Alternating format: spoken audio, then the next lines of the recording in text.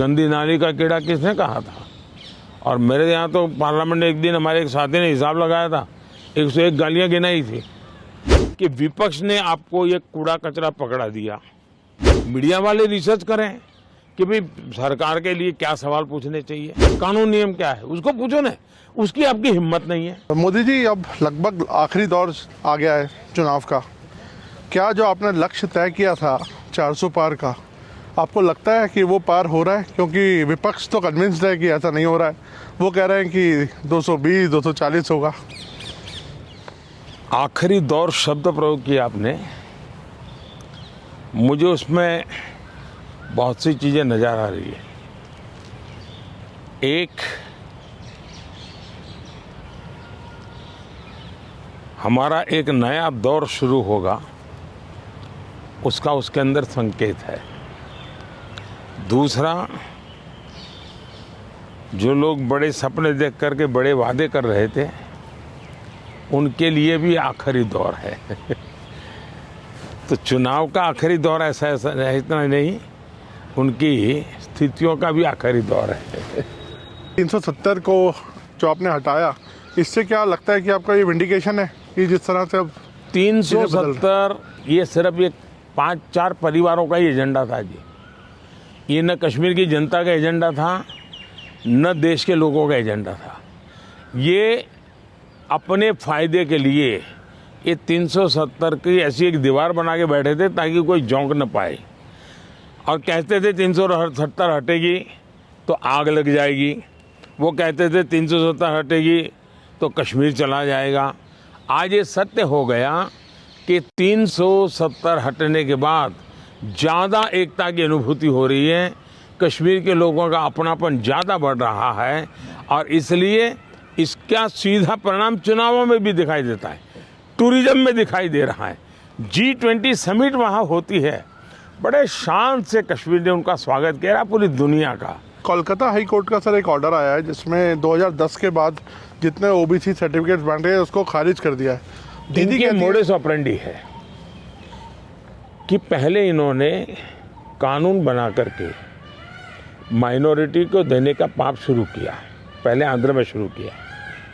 Supreme court ने तक में वो हार गए, हाई कोर्ट ने उसको रिजेक्ट कर दिया क्योंकि संविधान अलाउ करता नहीं है। तो इन्होंने चालाकी करके पिछले दरवाजे से खेल शुरू किया, और पिछले दरवाजे से खेल शुरू करने के लिए इन लोगों ने रातों रात मुसलमान की सभी जातियों को ओबीसी बना दिया। सभी जातियों को ओबीसी बना करके जो ओबीसी का हक था वो रातों रात डाका डाल दिया, लूट लिया। और इसके खिलाफ चुनाव की सरगर्मी चल रही है। तब हम तो बोल ही रहे थे कि भाई ये हो रहा है, कर्नाटक में हुआ है, मैंने बताया था, हम बंगाल के लिए भी बोल चुके थे। लेकिन जब हाई कोर्ट का जजमेंट आ गया तब ये साफ हो गया कि इतना बड़ा धोखा हो रहा है। लेकिन इससे भी दुर्भाग्य की बात है कि इतना बड़ा वोट बैंक की राजनीति करने के लिए वे अब इनको भी गाली दे रहे हैं, जुडिशरी को गाली दे रहे हैं, न्यायपालिका को गाली दे रहे हैं, और वो यहाँ तक कह रहे हैं कि कुछ भी हो जाए हम कोर्ट की बात मानने वाले नहीं हैं।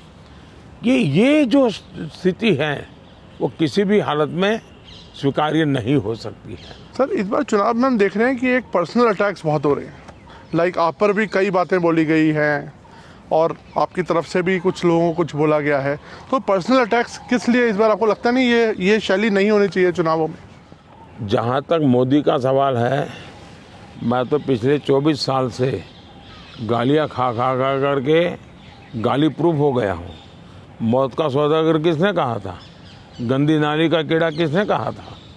और मेरे यहाँ तो पार्लियामेंट में एक दिन हमारे एक साथी ने हिसाब लगाया था, 101 गालियाँ गिनाई थी। तो चुनाव या चुनाव न हो, ये लोग मानते हैं कि गालियाँ देने का हक उनका ही है, और वे हताश निराश इतने हो चुके हैं कि गालियाँ देना, अपशब्द बोलना, ये उनके शायद जहन में है, उनके स्वभाव में हो गया है। ये एक आरोप विपक्ष और लगा रहा है कि ईडी, आईटी, सीबीआई इसका इस्तेमाल किया जा रहा है विरोधियों को दबाने के लिए। मेरा मीडिया को सवाल है कि विपक्ष ने आपको ये कूड़ा कचरा पकड़ा दिया, वो कूड़ा कचरा लेकर के आप हमारे पास पहुंच जाते हैं। मीडिया वाले रिसर्च करें कि भाई सरकार के लिए क्या सवाल पूछने चाहिए, प्रधानमंत्री को क्या सवाल पूछना चाहिए। जो कूड़ा कचरा फेंक रहा है उसको पूछो ना, भाई तुम ये जो कह रहे इसका सबूत क्या है, कानून नियम क्या है, उसको पूछो ना। उसकी आपकी हिम्मत नहीं है। लेकिन वो जो कूड़ा कचरा फेंकते हैं वो कूड़ा कचरा लेकर के आप मेरे यहाँ आते हैं। ये ठीक है कि मैं रिसाइकल के मानता हूँ, तो मैं इस कूड़े कचरे का रिसाइकल करके उसको खाद में परिवर्तित कर दूंगा और उसमें से देश के लिए कुछ अच्छी चीज़ें पैदा कर दूंगा, इसलिए वो तो मैं करूंगा। लेकिन